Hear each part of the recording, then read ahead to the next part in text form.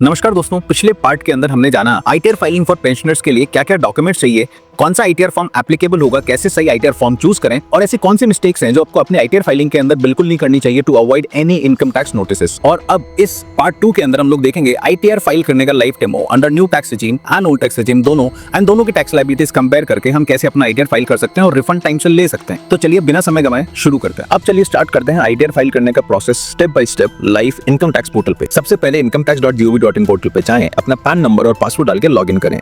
वहां पे ई file tab पे जाके इनकम टैक्स रिटर्न पे क्लिक करें और फाइल इनकम टैक्स रिटर्न के ऊपर क्लिक कर दें। यहाँ पे क्लिक करने के बाद आप असेसमेंट ईयर 25-26 यानी फाइनेंशियल ईयर 24-25 के आईटीआर फाइल करने के लिए असेसमेंट ईयर 25-26 सेलेक्ट करें। फाइलिंग मोड चूज कीजिए ऑनलाइन मोड, अपना स्टेटस चूज कीजिए इंडिविजुअल और आईटीआर फॉर्म टाइप सेलेक्ट कीजिए आईटीआर 1। हम इस वीडियो के अंदर आईटीआर फॉर्म 1 के बारे में डिस्कस करेंगे क्योंकि पेंशन इनकम की रिपोर्टिंग कैसे होती है हम उसके ऊपर ये पूरा वीडियो बना रहे हैं। अगर आपको आईटीआर फॉर्म 2, 3 या 4 के ऊपर वीडियोस चाहिए तो उसके ऊपर हमने पूरी इनकम टैक्स रिटर्न की प्लेलिस्ट बना रखी है इस फाइनेंशियल ईयर 24-25 के लिए, जो कि आपको नीचे दिए हुए डिस्क्रिप्शन के अंदर लिंक और ऊपर आई बटन पे भी मिल जाएगी, आप चेक कर सकते हैं। अब आपसे रीजन पूछा जाएगा आईटीआर फाइल करने का, तो वहां पे अदर रीजन सेलेक्ट करके आगे प्रोसीड कर दीजिए। अब एक इंपॉर्टेंट ऑप्शन आता है नेचर ऑफ एम्प्लॉयमेंट। अगर आप सेंट्रल गवर्नमेंट के पेंशनर हैं तो वहां पे सीजी यानी सेंट्रल गवर्नमेंट चूज करें। अगर आप स्टेट गवर्नमेंट के हैं, किसी पीएसयू के हैं, किसी प्राइवेट कंपनी से रिटायर हुए हैं तो उस अकॉर्डिंगली आप अपने नेचर ऑफ एम्प्लॉयमेंट को सेलेक्ट कीजिए। अगला ऑप्शन आता है रेजिम का। बाय डिफॉल्ट इस साल न्यू टैक्स रेजिम सबके लिए एप्लीकेबल है, तो हम पहले न्यू टैक्स रेजिम के अंदर अपना टैक्स कैलकुलेट करेंगे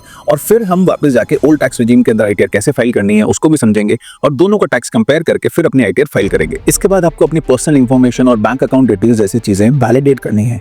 आपका जो भी बैंक अकाउंट अपने आईटीआर फॉर्म के अंदर फिल कर रखा है, ध्यान रहे वो बैंक अकाउंट एक्टिव हो, दूसरा आपने उस बैंक अकाउंट को वैलिडेट कर रखा हो और तीसरा अगर आपका इनकम टैक्स रिफंड बनता हो तो आपने उसको नॉमिनेट फॉर रिफंड कर रखा हो।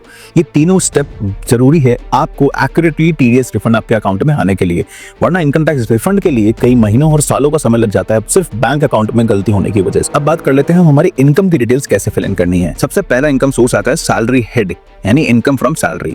ये सबसे इंपॉर्टेंट सेक्शन है क्योंकि पेंशन इनकम की रिपोर्टिंग इसी में करी जाती है। मोस्ट केसेस के अंदर आपकी पेंशन इनकम यहाँ पे प्रीफिल्ड होगी, यानी कि जो भी नंबर्स आपके फॉर्म 26 एएस और एआईएस में आ रहे हैं उसमें से इनकम टैक्स डिपार्टमेंट ने ऑटोमेटिकली आपका पेंशन या सैलरी का अमाउंट वहां प्रीफिल कर रखा होगा। मगर आंख बंद करके उस नंबर पर रिलाई ना करें और अपने एक्चुअल फॉर्म 16 या फिर अपने पेंशन स्टेटमेंट और पेंशन सैलरी स्लिप से उस नंबर को क्रॉस वेरीफाई करें। अगर वहां कोई गलती लगती है तो एआईएस पोर्टल पे जाके अपना फीडबैक देना ना भूलें कि वो इन्फॉर्मेशन पार्शियली करेक्ट है या पार्शियली गलत है या आपके ऊपर एप्लीकेबल ही नहीं है। आपको एआईएस के अंदर किसी भी तरह की गलती मिलने पे फीडबैक देने का तरीका जो है हमने एआईएस टीआईएस वाली वीडियो के अंदर डिस्कस किया हुआ है, तो उस वीडियो पे जाके आप उसको रेफर कर सकते हैं। अब यहाँ आईटीआर फॉर्म के अंदर अगर प्रीफिल डेटा के अंदर कोई आपको मिस्टेक मिल रही है या कोई भी मिसमैच है तब घबराएं नहीं, यहाँ पे उसको आप मैनुअली एडिट कर सकते हैं। ऐसा नहीं कि गलत इन्फॉर्मेशन के साथ ही आप आगे प्रोसीड कर दें, चाहे कम हो चाहे ज्यादा हो, आप मैनुअली अपना एक्चुअल नंबर वहां एंटर कीजिए। अगर आप फाइनेंशियल ईयर 24-25 के अंदर रिटायर हुए हैं तो आपको रिटायरमेंट पे ग्रेचुइटी और कमिटेड पेंशन जैसे अमाउंट्स मिले होंगे। ये रिटायरमेंट बेनिफिट्स पूरी तरह टैक्सेबल नहीं होते हैं और इनमें से कुछ अमाउंट सेक्शन 10 के अंदर एग्जेम्प्ट होते हैं। ये एग्जेम्पशन वाली अमाउंट्स आपको मैनुअली एग्जेम्पशंस अंडर सेक्शन 10 के अंदर खुद टाइप करनी होगी। अगर आपको ये अमाउंट समझने में कोई भी कंफ्यूजन है तो आप अपना फॉर्म 16 जाके खोलिए एम्प्लॉयर का और वहां जाके चेक कीजिए कि उन्होंने एग्जेम्पशन अंदर सेक्शन 10 के अंदर में ग्रेचुइटी में कमिटेड पेंशन के अंदर क्या क्या अमाउंट एग्जेम्प्ट करे हुए हैं। As it is same number लेके आप वहां टाइप इन कर सकते हैं। इसके बाद न्यू टैक्स रेजिम के अंदर आपको 75,000 रुपीज का standard deduction ITR form automatically they देता है। वो स्टैंडर्ड डिडक्शन आपको अलग से क्लेम नहीं करना पड़ता। ये सारा सैलरी हेड के अंदर यानी आपकी पेंशन इनकम, आपकी रिटायरमेंट से मिले हुए बेनिफिट्स और उसके through exemptions and standard deduction, ये सारी इंफॉर्मेशन फिल इन करने के बाद जो लास्ट नंबर आएगा वो नंबर आपके फॉर्म 16 से जनरली मैच भी कर रहा होगा। ये सब भरने के बाद आपका सैलरी हेड का ग्रॉस टोटल इनकम वाला शेड्यूल ऑलमोस्ट कंप्लीट हो जाता है। अब बात करते हैं अगले इनकम सोर्स की, जो है income from house property. Income from house property तब एप्लीकेबल है जब आपने कोई प्रॉपर्टी रेंट पे दे रखी हो या आप खुद उस प्रॉपर्टी में रहते हो और आपने कोई होम लोन उस प्रॉपर्टी पे ले रखा हो। यहाँ पे दो केसेस बनते हैं। जिन्होंने प्रॉपर्टी रेंट पे दी हुई है उनको डालनी पड़ेंगी कुछ रेंटल इनकम की डिटेल्स, यानी साल भर में आपने प्रॉपर्टी किसको रेंट पे दे रखी थी, क्या रेंट का, प्रॉपर्टी का एड्रेस क्या है, साल भर में आपको कितना रेंट मिला या कितने महीने प्रॉपर्टी खाली रही, ये सारी इंफॉर्मेशन आप रेंटल इनकम वाले शेड्यूल के अंदर फिल इन कीजिए। इसके अलावा आपने इस प्रॉपर्टी के ऊपर साल भर में कोई म्युनिसिपल टैक्सेस अगर पे करे हैं तो वो टैक्सेस का भी डिडक्शन आपको मिल जाएगा, वो एंटर कर दीजिए। साथ ही में अगर आपने इस रेंटेड इनकम वाली प्रॉपर्टी को अगर लोन ले रखा है, होम लोन ले रखा है बैंक से, तो उस पर जो आपने साल भर में इंटरेस्ट पे किया है वो आप as a deduction under section 24 claim कर सकते हैं। पर ध्यान रहे, इंटरेस्ट ऑन होम लोन का रिडक्शन क्लेम करने के लिए आपके पास बैंक से प्रॉपर इनकम टैक्स सर्टिफिकेट होना चाहिए of home loan interest paid during financial year 24-25, क्योंकि यहाँ पे शेड्यूल के अंदर रिडक्शन क्लेम करने के लिए आपको पूरी डिटेल्स डालनी पड़ेगी, यानी किस बैंक से होम लोन ले रखा है, कब होम लोन लिया था, आपका होम लोन अकाउंट नंबर क्या है, साल भर में आपने कितनी EMI पे करी, कितना इंटरेस्ट था और कितना प्रिंसिपल था। ये सारी इंफॉर्मेशन एग्जैक्ट फिल इन कर दीजिए तो आपकी इनकम फ्रॉम हाउस प्रॉपर्टी आपको मिल जाएगी। अब न्यू टैक्स रेजिम के केस के अंदर क्या होता है, लेट्स से आपकी साल भर की रेंटल इनकम है 3 लाख रुपए, आपने 10,000 रुपए पे किए म्युनिसिपल टैक्सेस और लेट्स से आपने इंटरेस्ट पे किया 3 लाख रुपए, तो यहाँ पे आपकी नेट इनकम नेगेटिव हो रही है, मगर न्यू टैक्स रेजिम के अंदर आपको नेगेटिव अमाउंट अलाउड नहीं होगी, यानी मैक्स टू मैक्स आपकी रेंटल इनकम 0 हो सकती है, माइनस में नहीं हो सकती अंडर न्यू टैक्स रेजिम। तो यहाँ पे 3 लाख रुपए की रेंटल इनकम में से सबसे पहले 10,000 रुपए के म्युनिसिपल टैक्सेस लेस करने के बाद 2,90,000 के ऊपर आपको मिलता है स्टैंडर्ड रिडक्शन ऑफ 30%। ये स्टैंडर्ड रिडक्शन ऑफ 30% मिलने के बाद आपकी इनकम हो जाती है 2,03,000 रुपीज। अब लेट्स से आपने साल भर में 3 लाख रुपए का इंटरेस्ट पे किया है अगर इस प्रॉपर्टी के ऊपर, तो आपकी नेट इनकम आती है -97,000। ये -97,000 रुपीज यानी आपको हाउस प्रॉपर्टी के अंदर लॉसेस हुए हैं, ये लॉसेस सेट ऑफ के लिए आपको मिल जाते हैं अंदर ओल्ड टैक्स रेजिम। अब बात कर लेते हैं उन केसेस की जहां पे ये प्रॉपर्टी आपने लेट आउट नहीं कर रखी बट आप खुद रहते हैं और उस पे होम लोन इंटरेस्ट आप क्लेम कर रहे हैं, तो आप अपनी प्रॉपर्टी का स्टेटस लेट आउट से या रेंटेड आउट से सेल्फ ऑक्यूपाइड पे सिलेक्ट कीजिए, रेंटल इनकम कुछ मत डालिए उसके अंदर, और बाकी सारे रिडक्शंस जो हैं यानी होम लोन इंटरेस्ट वगैरह वो एज इट इज फिल कर दीजिए विद ऑल द डिटेल्स। अगर आपने ओल्ड टैक्स रेजिम चूज किया होगा तो आपको मैक्सिमम 2 लाख रुपए तक का लॉस अंडर हाउस प्रॉपर्टी मिल जाएगा इस साल सेट ऑफ करने के लिए, और अगर आपका लॉस इससे ज्यादा है तो बाकी का लॉस कैरी फॉरवर्ड हो जाएगा। बट सिंस हम न्यू टैक्स रेजिम के अंदर एक बार प्रोसीड कर रहे हैं, तो न्यू टैक्स रेजिम के अंदर अगर आपका लॉस आ भी रहा होगा तो वो फाइनली नेट 0 होके ही आगे बढ़ेगा, आपको कोई लॉस सेट ऑफ नहीं मिलेगा इनकम फ्रॉम हाउस प्रॉपर्टी के अंदर। अब चलते हैं नेक्स्ट सेक्शन के अंदर, इनकम फ्रॉम अदर सोर्सेज के अंदर। इनकम फ्रॉम अदर सोर्सेज के अंदर आपकी बहुत सारी तरह की इनकम आती है, जैसे बैंक के सेविंग अकाउंट से मिलने वाला ब्याज, FD से मिलने वाला ब्याज, FD से जो भी इंटरेस्ट आ रहा है, आपने पोस्ट ऑफिस में कोई डिपॉजिट्स करा रखे हैं तो उसका इंटरेस्ट, अगर आपने सीनियर सिटीजन सेविंग स्कीम्स के अंदर इन्वेस्ट कर रखा है उससे मिलने वाला इंटरेस्ट, ये सब कुछ इंटरेस्ट इनकम आपकी इनकम फ्रॉम अदर सोर्सेज में रिपोर्ट होगी। साथ ही में अगर आपने कोई भी इंडिया में शेयर्स ले रखे हैं और उससे आपको डिविडेंड मिल रहा है तो वो डिविडेंड इनकम भी इनकम फ्रॉम अदर सोर्सेज के अंदर रिपोर्ट होगी, और इस बात को ध्यान रखें कि dividend income from other sources में ही आएगी, ना कि कैपिटल गेन हेड के अंदर। ये सारी इंफॉर्मेशन अगर आपको एक साथ नहीं मिल रही तो आप AIS वाले स्टेटमेंट या डॉक्यूमेंट को रेफर कर सकते हो, जहां पे एक डिटेल यहाँ पे आती है कि कौन सा इंटरेस्ट इनकम कौन से बैंक से कितना मिला है या कौन सी डिविडेंड कौन सी कंपनी से कितना मिला है, ये सारी इंफॉर्मेशन आपको AIS की रिपोर्ट में मिल जाएगी। अब इंटरेस्ट इनकम के अंदर ओल्ड टैक्स रेजिम में आयकर फाइल करने वाले सीनियर सिटीजंस को बड़ी राहत मिलती है, जो कि है deduction under section 80 TTB। Section 80 TTB के अंदर आपको 50,000 रुपए तक के इंटरेस्ट इनकम का डिडक्शन मिल जाता है for senior citizens under old tax regime. अब बहुत सारे लोग सेक्शन 80 TTA और 80 TTB में कंफ्यूज होते हैं। 80 TTA में इंटरेस्ट डिडक्शन मिलता है आपको मैक्सिमम 10,000 रुपए का, वो भी सिर्फ सेविंग अकाउंट से मिलने वाले इंटरेस्ट पे, और ये नॉन सीनियर सिटीजंस के लिए है। वहीं पे सेक्शन 80 TTB के अंदर आपको 50,000 रुपए तक का इंटरेस्ट डिडक्शन मिलता है, वो भी सिर्फ सीनियर सिटीजंस को, एंड उसमें सिर्फ सेविंग अकाउंट का नहीं, आपको FD का भी इंटरेस्ट इंक्लूड करके वो डिडक्शन आप क्लेम कर सकते हो। सो मेक श्योर आप अपनी एज और इनकम के अकॉर्डिंग सही डिडक्शन क्लेम कर रहे हो। हालांकि न्यू टैक्स रेजिम के अंदर डिडक्शंस नहीं मिलते, बट अगर आप डिटेल्स पूरी तरह फिल इन करते चलेंगे तो आपके लिए ओल्ड और न्यू टैक्स रेजिम का कंपैरिजन इजी हो जाएगा। अब चलते हैं कैपिटल गेन्स रिपोर्टिंग की तरफ। अगर आपने इस साल कोई भी शेयर्स या इक्विटी म्यूचुअल फंड्स बेचे हैं और आपको लॉन्ग टर्म कैपिटल गेन हुआ है 1.25 लाख या उससे कम का, तो आप ITR फॉर्म 1 के अंदर ही ये रिपोर्ट कर सकते हो। ये कैपिटल गेन्स की रिपोर्टिंग इससे पहले तक कभी भी ITR फॉर्म 1 के अंदर नहीं अलाउ होती थी, बट इस साल से गवर्नमेंट ने आपके लिए थोड़ा सा रिलीफ किया है ITR फॉर्म 1 के अंदर। ध्यान रहे, अगर आपका long term capital gain 1.25 lakh से ज्यादा है, या फिर आपको कोई शॉर्ट टर्म कैपिटल गेन भी हुआ है, या फिर आपने shares and equity mutual funds के अलावा कोई और तरह के कैपिटल एसेट बेचा है, लेट्स से अनलिस्टेड शेयर्स बेचे हैं, कोई बॉन्ड्स या डिवेंचर्स आपने सेल आउट करे हैं, कोई प्रॉपर्टी बेची है, कोई गोल्ड बेचा है, तो वो सब आप ITR फॉर्म 2 के अंदर रिपोर्ट करेंगे, ना कि ITR फॉर्म 1 के अंदर। शेयर्स एंड म्यूचुअल फंड से मिलने वाले कैपिटल गेन्स के ऊपर हमने प्रॉपर्ली डिटेल वीडियो बना रखा है, जिसका लिंक आपको डिस्क्रिप्शन में और आई बटन पे मिल जाएगा। इस वीडियो के अंदर हमने शेयर्स से मिलने वाले शॉर्ट टर्म, लॉन्ग टर्म, जो 23 जुलाई 2024 से पहले वाले टैक्स रेट्स हैं या उसके बाद के टैक्स रेट्स हैं, उसका डिस्कशन और F&O इंटर ट्रेडिंग का डिस्कशन सब कुछ किया है, यानी शेयर मार्केट से रिलेटेड आपके इनकम, डिडक्शंस और टैक्स रेट्स सबका डिस्कशन हमने उस वीडियो में किया है बड़ी डिटेल में। तो आप ITR फॉर्म के अंदर उसको कैसे फिल इन करना है उस वीडियो पे जाके चेक कर सकते हैं। अब हम बात करते हैं इनकम टैक्स में मिलने वाले डिडक्शंस की, और स्पेसिफिकली सबसे पहले न्यू टैक्स रेजिम के अंदर जो मिल सकती हैं। सबसे पहला डिडक्शन जो न्यू टैक्स रेजिम में मिलता है वो है सेक्शन 80 CCD 2 में।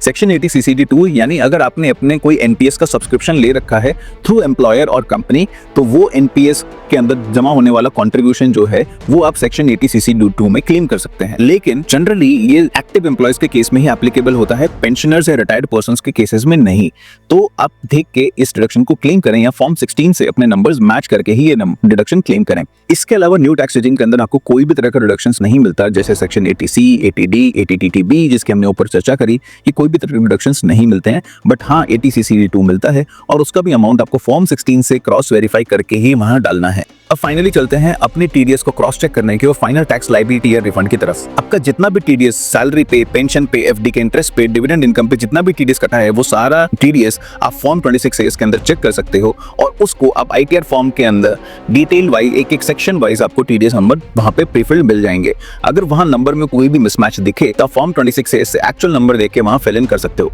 बट एक चीज ध्यान रहे, फॉर्म 26A आप लेटेस्ट डाउनलोड करें आईटीआर फाइलिंग की डेट के दिन। ऐसा नहीं कि आपने 1 महीने पहले फॉर्म 26A डाउनलोड करा हो और आप उसी नंबर्स को अभी भी यहाँ डालते चल रहे हो। तो लेटेस्ट फॉर्म 26A और AIS को चेक करके ही अपना आईटीआर फॉर्म के लिए प्रोसीड करें। अब आती कमाल की बात, अगर आपकी नेट टैक्सेबल इनकम 7 लाख रुपए से कम आ रही है तो अंडर न्यू टैक्स रेजिम आपको सेक्शन 87A के अंदर रिबेट मिलता है और आपकी पूरी टैक्स लायबिलिटी हो जाती है 0। बट अगर वो 7 लाख रुपए से ज्यादा आ रही है तो इनकम टैक्स रिटर्न का फॉर्म ऑटोमेटिकली सही टैक्स रेट्स कैलकुलेट करके आपको पूरा टैक्स बता देगा और जितना टीडीएस आपका डिडक्ट हुआ है साल भर के अंदर, वो टीडीएस का क्रेडिट एडजस्ट करने के बाद आपकी फाइनल टैक्स लायबिलिटी या रिफंड क्या बन रहा है वो आईटीआर फॉर्म ऑटोमेटिकली खुद कंप्यूट कर लेगा। इसके लिए आपको मैनुअली कुछ भी और चीजें छेड़ने की जरूरत नहीं है। यानी कि अगर आपका कोई भी टीडीएस ज्यादा कट गया है, लेट्स से आपका साल भर में टीडीएस कट गया है 1 लाख रुपए और आपका फाइनल टैक्स अमाउंट आ रहा है लेट्स से 60,000 रुपीज, तो आपको 40,000 रुपए का टीडीएस रिफंड ऑटोमेटिकली मिलेगा। आपको कुछ छेड़खानी करने की जरूरत नहीं है। बट ये नंबर आपके आईटीआर फॉर्म के प्रीव्यू के अंदर आपको क्रॉस वेरीफाई करना है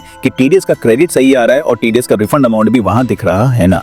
एक चीज का और ध्यान रखें, अगर आप फर्स्ट टाइम रिटायरमेंट के बाद आईटीआर फाइल कर रहे हो तो पेंशन इनकम भी आपकी सैलरी इनकम मानी जाती है और अगर आपने रिटायरमेंट के बाद एनपीएस से कोई भी पेंशन या एन्युटी स्कीम खरीदी है तो एन्युटी जो आपको मिल रही है वो भी सैलरी इनकम ही मानी जाएगी, ना कि कोई अदर इनकम। फाइनली सारा आईटीआर फॉर्म प्रीव्यू और चेक करने के बाद आप सबमिट बटन पे क्लिक कर दीजिए और अब चलते हैं सबसे इंपॉर्टेंट स्टेप की तरफ, वो है आईटीआर वेरिफिकेशन का। कोई भी आईटीआर फॉर्म बिना वेरिफिकेशन के इनकम्प्लीट और इनवैलिड मानी जाती है और आपको 30 दिन के अंदर अपना आईटीआर फॉर्म वेरीफाई करना होता है। मैं रिकमेंड करूंगा कि आप 30 दिन का वेट ना करें और अभी हाथों हाथ अपना आईटीआर फॉर्म का ई वेरिफिकेशन कर दें। ई वेरिफिकेशन बहुत ही ईजी प्रोसेस है और आप सिंपली आधार ओटीपी से अपना पूरा आईटीआर फॉर्म ई वेरीफाई कर सकते हो सिर्फ एक क्लिक के ऊपर। तो आईटीआर फॉर्म वेरीफाई करने के बाद आप अपना आईटीआर एक्नॉलेजमेंट डाउनलोड कर सकते हो और अपने पास सेफ रख सकते हो।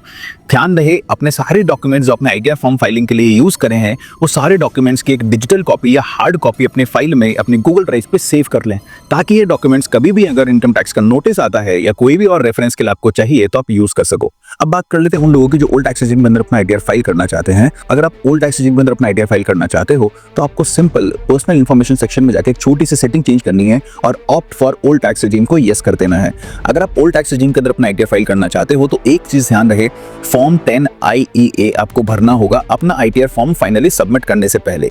तो अपनी आईटीआर फाइनली सबमिट करने से पहले फॉर्म 10IEA जरूर फिल कर दें, बट ये स्टेप लेने में हड़बड़ी ना करें। पहले ओल्ड और न्यू दोनों के टैक्सेस कंपेयर कर लें, पूरा फॉर्म प्रीव्यू करने तक सबमिट करे बिना। अगर आपने एक बार रिटर्न सबमिट कर दी या ई वेरीफाई कर दी तो आप उसके बाद अपना रेजिम चेंज नहीं कर सकते। तो इस अकॉर्डिंगली बेटर रहेगा कि आपने न्यू टैक्स रेजिम के अंदर जो आपका टैक्स बना है और पूरा आईटीआर फॉर्म है उसको डाउनलोड करके सेव कर लें बिना सबमिट करे और फिर से पर्सनल इन्फॉर्मेशन सेक्शन में आके ओल्ड टैक्स रेजिम को क्लिक करके यस करके प्रोसीड कर दें। अब ओल्ड टैक्स रेजिम के अंदर आपको बहुत सारे और बेनिफिट्स मिल जाते हैं, जैसे एचआरए का एग्जम्पशन। जो लोग भी हाउस रेंट प्रॉपर्टी पे कर रहे हैं वो लोग एचआरए का एग्जम्पशन क्लेम कर सकते हैं। दूसरा एग्जम्पशन है एलटीए का एग्जम्पशन, जैसे कि लीव ट्रैवल अलाउंस। अगर आप इंडिया में कहीं ट्रैवल कर रहे हैं तो हर 2 साल के अंदर एक एग्जम्पशन यहाँ एलटीए में क्लेम कर सकते हैं। तीसरा है सेक्शन 10 के अंदर और अदर एग्जम्पशंस जो आपको मिलती हैं वो आपको यहाँ पे भी मिल जाती हैं। और इसके अलावा इनकम टैक्स के अंदर जो सारे डिडक्शंस आप आज तक क्लेम करते आए थे, सेक्शन 80C, 80D, 80TTB, ये सारे डिडक्शंस आप यहाँ पे ओल्ड टैक्स रेजिम में क्लेम कर सकते हो। तो आपको न्यू टैक्स रेजिम और ओल्ड टैक्स रेजिम के अंदर सिर्फ 2 शेड्यूल्स अपने एग्जैक्टली चेक करने हैं। सबसे पहला है इनकम फ्रॉम सैलरी का शेड्यूल, जहां पे एग्जम्पशंस वाले शेड्यूल के अंदर आपको देखना है कि आपका एचआरए का एग्जम्पशन और बाकी सारे एग्जम्पशंस जो आप सेक्शन 10 में क्लेम कर रहे हो वो एक्यूरेटली फिल इन कर दीजिए। और दूसरा चेंज होगा आपके डिडक्शंस वाले शेड्यूल के अंदर, जहां पे आप सेक्शन 80C, 80D जैसे डिडक्शंस क्लेम कर रहे हो। हाँ, इस बार इनकम टैक्स डिपार्टमेंट बहुत ज्यादा विजिलेंट है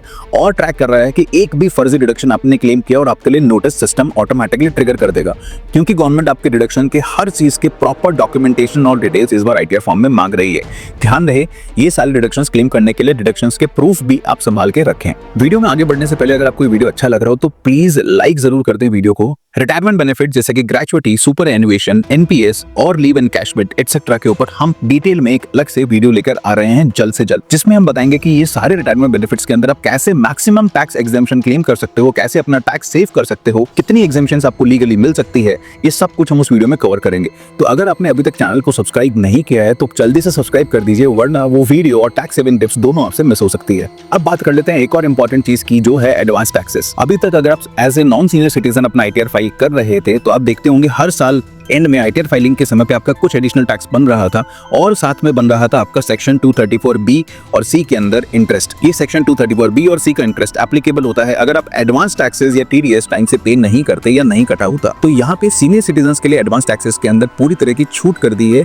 अगर आपकी pension income, interest income, salary income, capital gain, other sources सब कुछ है, सब चलेगा, बट बिजनेस इनकम नहीं होनी चाहिए। अगर आपकी बिजनेस इनकम नहीं है किसी भी तरह की, आपको as a senior citizen advance tax pay करने की जरूरत नहीं है, और ना ही आपका सेक्शन 234B और C के अंदर इंटरेस्ट लगेगा।